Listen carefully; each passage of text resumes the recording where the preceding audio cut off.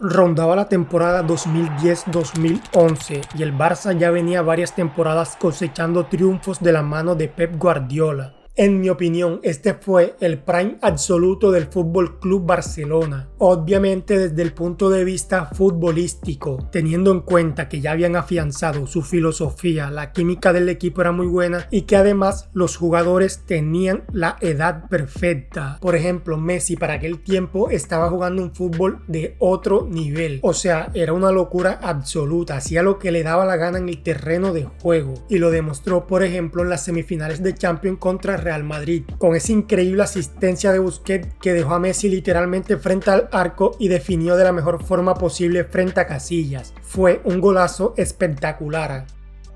La temporada 2010-2011 del Fútbol Club Barcelona fue una de las más memorables y exitosas de la historia del club. Bajo la dirección de Pep Guardiola, el equipo continuó perfeccionando su estilo de juego basado en la posición y el toque, conocido como tiki-taka, que había comenzado a desarrollarse y gestarse en temporadas anteriores. Esta campaña consolidó al Fútbol Club Barcelona como el mejor equipo del mundo en ese momento y definitivamente uno de los mejores de la historia. El equipo contaba con una plantilla estelar liderada por jugadores icónicos como Lionel Messi, Xavi Hernández, Andrés Iniesta y Carles Puyol. Messi estaba en la cima de su carrera y su contribución en la temporada fue fundamental para el éxito del equipo. Otros jugadores claves fueron Gerard Piqué, Sergio Busquets y el recién incorporado David Villa, quien llegó procedente del Valencia por una suma aproximada de 40 millones de euros. Villa básicamente era el reemplazo de Zlatan Ibrahimovic, quien se había ido cedido al Milan tras una temporada de altibajos. Qué irónico, ¿no? Te deshaces de todo para traer a Zlatan Ibrahimovic porque en teoría es mejor y al final las cosas no te salen bien porque todo gana el triplete con el Inter de Mourinho, que por cierto es mi equipo favorito, y el Barça fracasa en Champions frente a ese mismo equipo.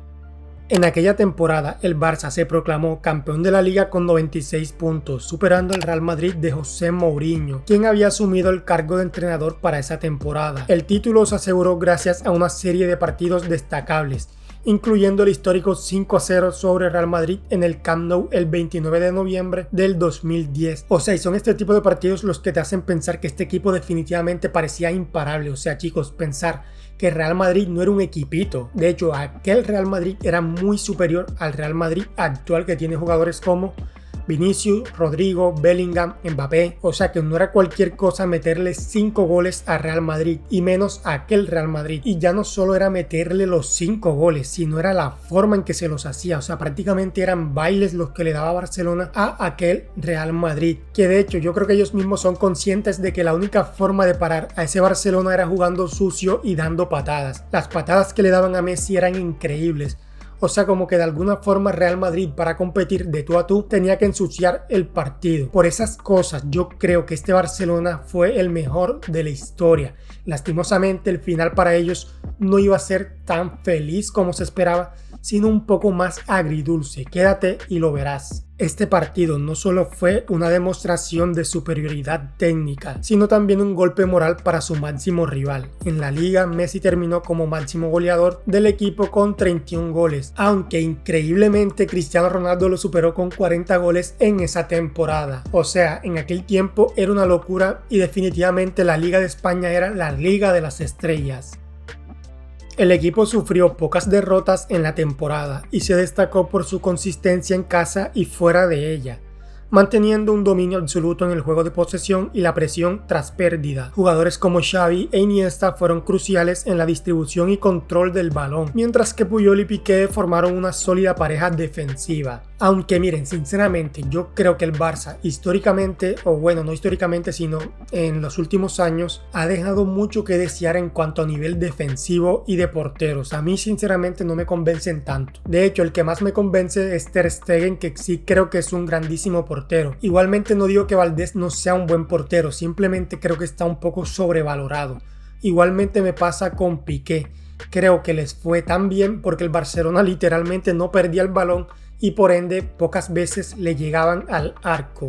En la Liga de Campeones el Barcelona también dejó su marca, clasificó a la fase de eliminación como líder de su grupo, enfrentando a equipos como Rubin Kazán y Panathinaikos. En octavos de final, el Barça tuvo una remontada icónica contra el Arsenal, después de perder 2-1 en Londres. Logró una victoria 3-1 en el Camp Nou gracias a un hat-trick de Messi y selló su clasificación. En semifinales, el rival fue nuevamente el Real Madrid, en una serie marcada por la tensión y la rivalidad exacerbada. El partido de ida jugado en el Santiago Bernabéu terminó con una victoria por 2-0 para el Barça, con Messi anotando dos increíbles golazos, incluido uno después de una asombrosa jugada individual a pase de Busquets. O sea, loco, a ti te dan ese pase y es imposible que te comas ese gol, por favor.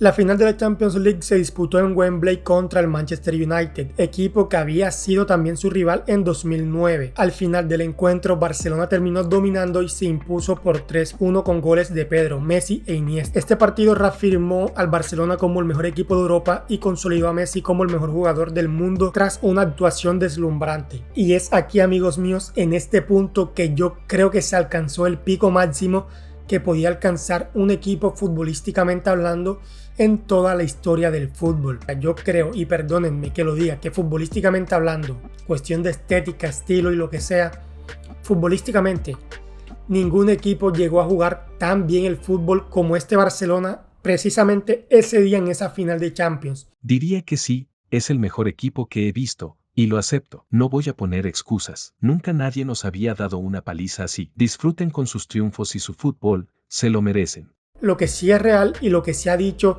en ruedas de prensa es que nunca se vio tan superado por un equipo de fútbol. Y es que sí, mi gente, yo creo que sin ningún tipo de dudas, ese día, en ese preciso momento, Barcelona alcanzó la cúspide del nivel futbolístico. El prime de un equipo futbolísticamente hablando lo alcanzó Fútbol Club Barcelona ese día en la final de Champions. Y es que, o sea, ese partido fue literalmente un paseo, un baile. Manchester nunca tuvo oportunidad de ganarlo. Y ojo que no era poca cosa lo que tenía el Barça enfrente, era un muy buen Manchester United. Solo que cuando tienes al mejor equipo enfrente es imposible ganarles. Aparte que ese día les salió absolutamente todo. Pero como les dije, la temporada no iba a ser perfecta y por eso este equipo quizás no es considerado el mejor de la historia. En la Copa del Rey el equipo llegó a la final, donde se enfrentó al Real Madrid en un duelo sumamente reñido que se disputó en Mestalla. En un partido muy táctico y de alta intensidad, el Real Madrid se impuso por 1-0 con un gol de cabeza de Cristiano Ronaldo en la prórroga. Esta derrota fue de las pocas decepciones de la temporada para el Barça. A ver, Barcelona ganó la Champions y ganó la Liga, pero bien, o sea, ganó los títulos más importantes. Por suerte para los madridistas, su equipo fue el verdugo del Barça en aquella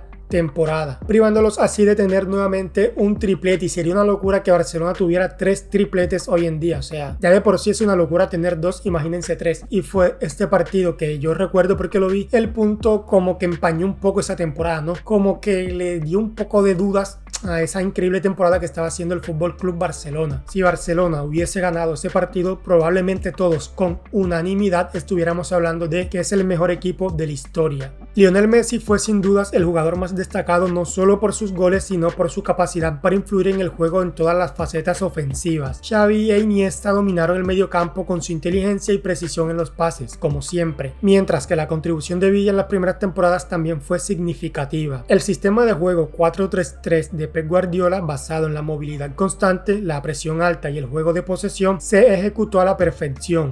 Este enfoque no solo maximizó el talento de sus jugadores, sino que también dejó una huella imborrable en la historia del fútbol. La temporada 2010-2011 del Barcelona es recordada como una de las más icónicas de la historia del club. Dominó en la Liga, en la conquista de la Champions, y el nivel del fútbol desplegado hicieron que este equipo fuera considerado como uno de los mejores de todos los tiempos. La filosofía del juego de Guardiola y la brillantez de Messi consolidaron al Barcelona en la cúspide del fútbol mundial, dejando una dinastía que influiría en generaciones futuras. Quizás lo único que se podría argumentar como una carencia en el Fútbol Club Barcelona de 2011 sería la profundidad de su plantilla. Aunque el once titular y los jugadores principales eran de un nivel extraordinario, la rotación del equipo no era tan amplia en comparación con otros clubes de élite. Si bien esto podía significar que el Barça podía desplegar un juego espectacular y dominar a sus rivales cuando tenían a sus mejores jugadores disponibles, dependía mucho de la salud y la forma de estos futbolistas futbolistas. También las lesiones de jugadores claves definitivamente influyeron en esta temporada, como la de Puyol por ejemplo. Además, la carga de partidos en la Liga, la Champions League y la Copa del Rey exigía un esfuerzo físico y mental importante a los titulares, lo que aumentaba el riesgo de desgaste y lesiones. En cuanto a su juego, algunos críticos podrían señalar que el equipo se volvió tan dependiente del estilo de posesión y del control del medio campo que en situaciones donde no lograban imponerse en ese aspecto, les costaba encontrar un plan B efectivo. Sin embargo, esto era más un matiz que una falta real, ya que rara vez se veían en esa posición, que yo creo que eso fue lo que les pasó en la final de Copa del Rey, ¿no? Que Real Madrid como que se supo encerrar bien, como que supo ensuciar mucho el partido y jugar a la contra, y Barcelona como que no encontró los espacios y no pudieron concretar al final la victoria. Pero yo creo que Barcelona de lejos era muchísimo mejor equipo que Real Madrid. De hecho, lo demostró goleándolo 5-0 y eliminándolo en semifinales de Champions. Para esa temporada, de hecho, los equipos jugaron creo que como 6 partidos, algo así. O sea, hubieron como 6 clásicos en una temporada y eran una absoluta locura porque Mourinho estaba apoyándole el ojo a este y este estaba empujándose con este. O sea que los clásicos eran batallas campales literalmente, cosa que hoy en día no es así. Para bien o para mal no es así. En resumen, al equipo de 2011 le faltó quizás un poco más de profundidad y opciones tácticas alternativas, pero su rendimiento y legado siguen siendo tan sobresalientes que estas críticas son mínimas en comparación con sus logros. Y bueno gente, ¿ustedes qué piensan? Me gustaría leerlos en la caja de comentarios. Si creen que este fue el mejor Barça de la historia, yo pienso que sí. Y no solo eso, creo que fue el mejor equipo de la historia, pero de lejos. Igual lastimosamente llegó CR7 y arruinó todo con su golazo de cabeza. No me jodas, CR7. O sea, tenías para hacer este gol en innumerables clásicos después y lo vas a hacer en esa final de Copa del Rey, privando al Barça de ganar un triplete y de así tener el mejor equipo de la historia sin ningún tipo de dudas. Me quedé con las ganas, la verdad, me quedé con las ganas. Pero bueno, así son las cosas, mi gente. Igualmente eso no cambia mi perspectiva, yo sigo creyendo que ese es el mejor equipo y me gustaría leerlos ustedes en la caja de comentarios. ¿Qué piensan ustedes? ¿Creen que ese es el mejor equipo de la historia del fútbol o quizás tengan otro? Ustedes comentarán ahí abajo qué Barça o qué equipo fue el mejor de la historia. También está el del 2009 que fue un poco polémico, pero igualmente es un grandísimo equipo. Bueno, ya saben, comenten que los estaré leyendo y les estaré respondiendo. Nos vemos en la próxima. Si les gusta el fútbol, suscríbanse y chao.